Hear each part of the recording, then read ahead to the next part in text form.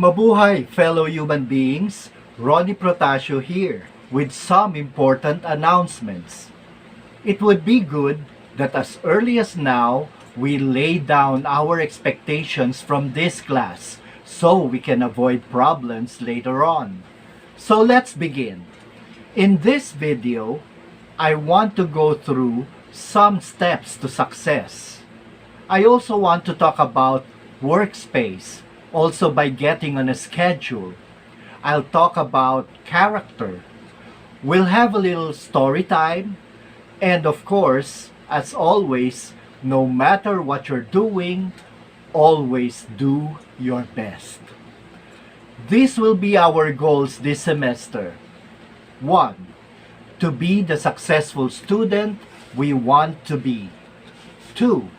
To become better human beings. And 3. To always strive to do our best all the time. I want you to make the best of yourself. In everything you do, push yourself to be better, be more, be smarter.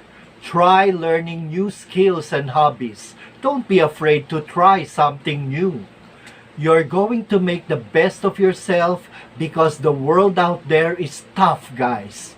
If you don't have those skills that you learned as a kid, it's going to be tougher for you out there as an adult. So the harder you work now, the better off you will be in the future. So make it a habit to always show your best. Be at your best attitude. Submit your best work. Always be at your best. Now, make the best of the situation. There's no room for negativity here. I mean, hey, it's already tough staying at home the whole time. It's tough not being able to go outside as much as we used to.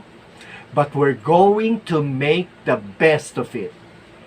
Attitude is everything. Make the best of the situation. Remember, I use the word situation, not problem, because if you say that something is a problem, then it really becomes a problem. But if it's just a situation, at least we can still do something about that situation. Positive attitude is everything. Here's a tip. If the situation is beyond our control, we should not react to it negatively. For example, the prices of commodities, the rising electric bill, this pandemic, or this remote learning we are doing. We have no control over these things. So why waste your time, attention, and energy being negative about something you have no control over? What are the things we can control? We can definitely control our reaction and our responses. Remember, attitude is everything. Positive attitude is everything. And of course, there is working for the weekend. This simply means finishing all your school works within the week so our weekends can be spent on other things like ourselves, our family, and God. Remember, when you put in great hard work, weeks worth of work, that weekend is just as much sweeter. Make sure also that your core academics are done. Then, make sure that you do something creative and of course something active. Move around as much as possible. Do some physical exercises, jog, dance around the house. Being organized and working on a schedule is essential during these times. Do what you can to get active.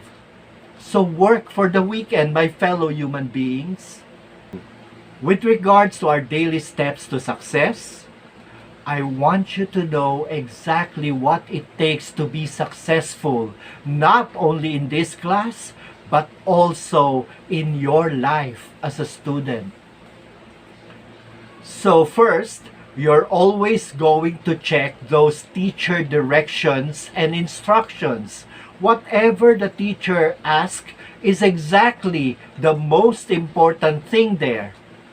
If there are some things that are not clear to you, don't hesitate to ask. That is the only way to survive the challenges of online learning. And then, of course, read. Again, reading is important. Reading anything you can get your eyes on. It doesn't have to be heavy reading. There is huge amount of brain development that goes on when we read, and it's a lot of fun. It's such a great way to access our imagination. You can go on an adventure in your mind there. So read. You can check out the story of the eagle in the link below. Make sure you are reading every single day. The more you read, the more your brain grows. Alright, let's reiterate our message here about Workspace. I know it's a little bit of a challenge from you where you're trying to figure out how to get all the work done at home. I keep running into challenges myself with finding my pen, my papers, knowing where this is or where that is, not to mention the distractions and noise outside. But as we're going throughout the week, I get into my dining area and get settled in here nicely.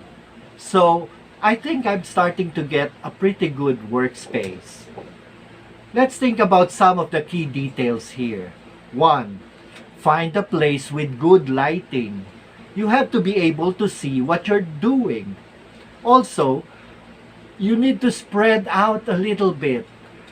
You got to have some space to put on all your materials without having to balance all these weird things all around you. Make sure you have your tools available. You need your gadget, you need your pens, pencils, things like that. Just make sure you have them ready. So when it's time to get the work done, you don't have to worry about where the stuff is. You can just get it done. And lastly, let's talk about being free from distraction. Just turn off the TV. Sometimes music helps. Sometimes it really doesn't. So really evaluate. Is it helping you to get the work done or not? Make sure there are no toys. Put those away so you can focus on exactly what you need to do. And of course, make the very best out of yourself. Now, let's talk about schedule. Oftentimes, adults, kids, everybody, we often do best when we're on a consistent routine. And that means doing things like being a little consistent about times we wake up. We should start developing a regular wake-up hour. A lot of research show that if you consistently wake up at the same time each day, your body reacts so much better into the day and all the challenges ahead. So try to get on that schedule when you're waking up, when you're doing your schoolwork, when you're eating, when you're playing, when you're doing those household chores, and when you're just hanging out. The more consistent you can make that work week, I think the better off your brain will be. The better off your body will be. Of course, it just helps you think and get stuff done a little bit better. So I know it's not going to look perfect. It won't be the exact same time every day, but it's okay. The more consistent you can make it, the better it will be. So keep working on that. About that character challenge, it would help if we give encouragement to each other. These are really tough times, and I need you to be calm and mindful of other people's needs and situation. There are a lot of challenges facing us now, like the challenge brought about by the digital media stuff. Lagging on is one of the hardest things to do. Sometimes we get so frustrated by it. But you know what? These are normal challenges. Once you work through some of those challenges, things will get easier. So, if you're feeling frustrated about logging on to this and downloading that, you are in good company. A lot of people are feeling that too. Even me. But it will get easier, I promise. So keep pushing yourself. Keep working through some of those challenges. And every day, we're going to get just a little bit farther. We are talking about progress here, not perfection.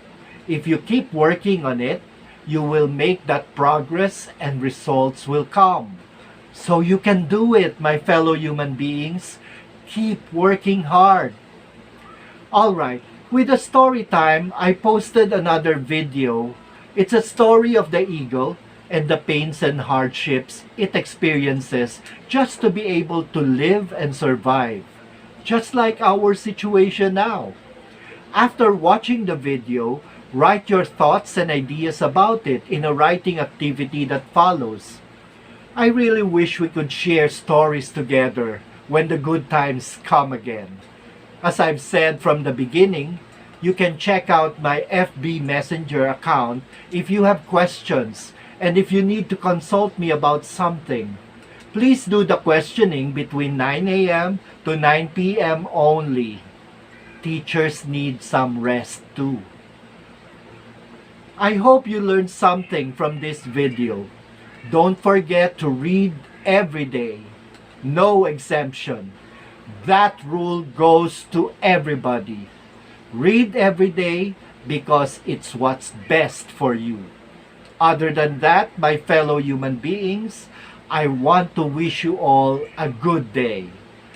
Take good care of each other and make it a great day. Don't forget to wash your hands as often as you can. Put on your face mask and face shields every time you go out.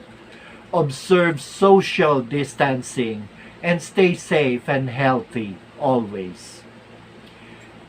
If you find this video useful, please like, subscribe to my YouTube channel, and hit the bell button for more videos. And remember, being humans, we become human beings through the arts. Mabuhay!